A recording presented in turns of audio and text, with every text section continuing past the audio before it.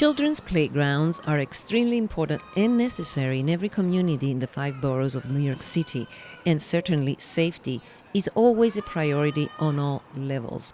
Sean's Playground in Astoria, Queens has been experiencing for some years now certain safety issues relating to trespassers who enter the playground after hours, leaving drug paraphernalia, beer bottles, and other inappropriate items very hazardous for children.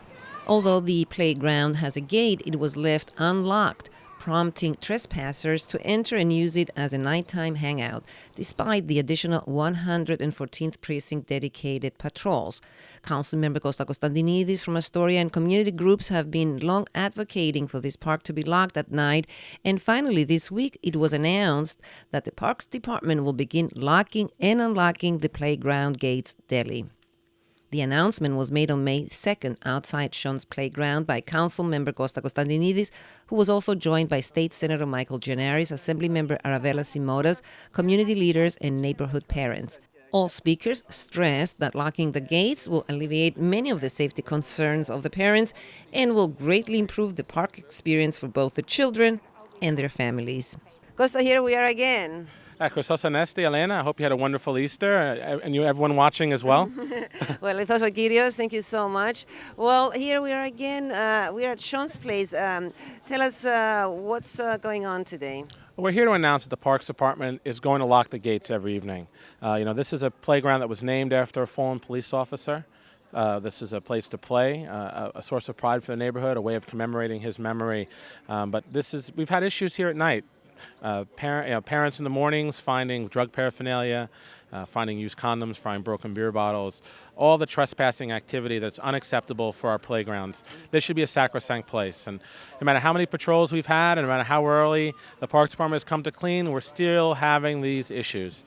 So the solution was to lock the gate, and now it's happening. Now, generally, parks that have gates, aren't they supposed to be locked? Not always, and that was always a source of contention here. Is that the community many years ago had this gate locked. Someone would come and lock the gate, but it was a member of the neighborhood. And as that person got older and could no longer do it, it became complicated because there wasn't someone else that felt comfortable. I mean, again, if there's someone here at 9 o'clock that's rather large and is going to be doing something illegal.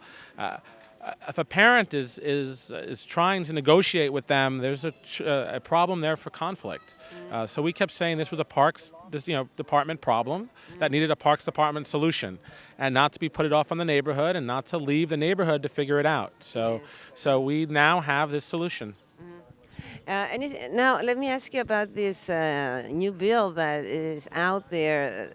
The 5-cent charge for for shopping bags. Is that going to pass? Did it pass? What's going on? It hasn't passed yet. It's something that we spend. I mean, this is a large number. So I'm going to between $10 and $12 million of our tax money every single year to pull plastic bags out of the sewers, out of our recycling, out of our garbage. It costs our tax dollars between $10 and $12 million every year. We have to do something about plastic bags. It's reached a point where it's unsustainable environmentally. They don't biodegrade, so they sit in our landfills. They're all over our neighborhoods. I sweep them up every morning in front of my house. And they're costing us in tax dollars, our tax money, you and I, $10 to $12 million every year. So. But yet the taxpayer is going to pay for this shopping bag, because the taxpayer is going to pay the 5 cents extra, and then you have the poor people who can't afford it. Well, we're going to, it's something that's going to be figured out, but we really want to see people use reusable bags. We're really going to move, we need to move to a reusable bag model, because if we don't, the consequences are, $10 to $12 million every year. We're going to keep filling our landfill filled with this stuff. They're never going to go away. They're never going to decompose, and they're going to be all over our neighborhood. And I've heard a story. 8 years ago, we created a recycling system. And I was sitting there in the city council when we passed it in 2008, so 8 years ago this January. And I heard the plastic bag industry tell this story before, but how we're going to do more recycling and how we're going to do education and how we're going to fix the problem. And 8 years later, they did a horrible job doing recycling. They did zero education. They didn't care because they were spared.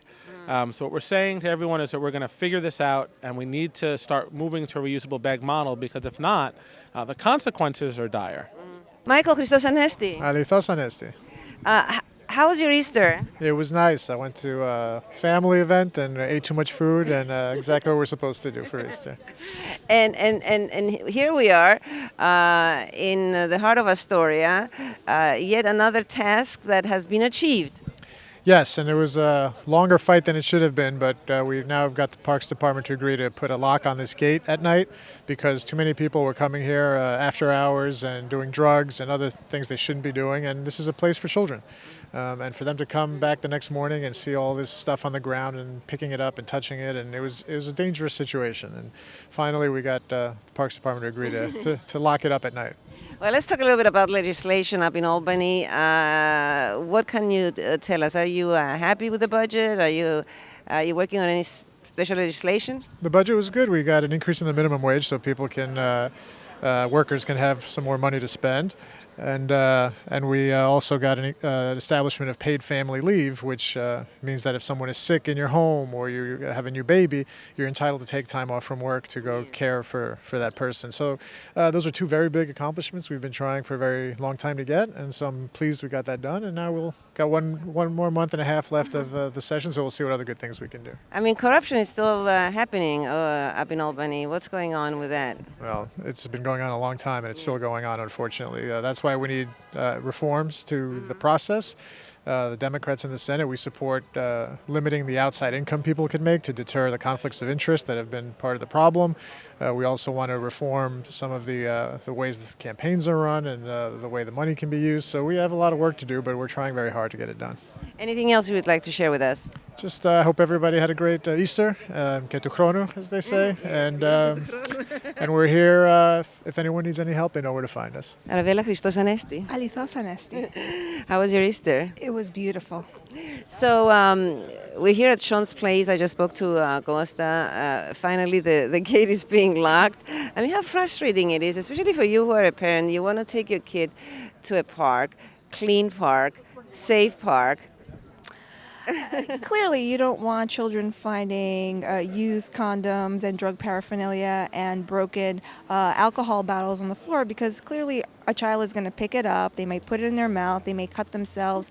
They may talk to other children about what they found in the playground. That's clearly not where you want your children to be learning about these types of things, especially at young ages. So it's very, very important. It's quite a victory that Costa was able to get Parks Department to close the gates. So, Aravella, what's going on up in Albany? A lot is happening up in Albany. Particularly, we just were able to finish up with the budget in March, and it was actually very positive budget. We have a lot more money for schools, a lot more money for working families, and we've been able to increase the minimum wage to $15 an hour, and make sure that people get paid family leave when they have and when they give birth to a young child, if they have a sick relative. So it was a very tremendous budget this year, and we're working on lots of things. We're continuing our push to make New York State a place where working families can thrive.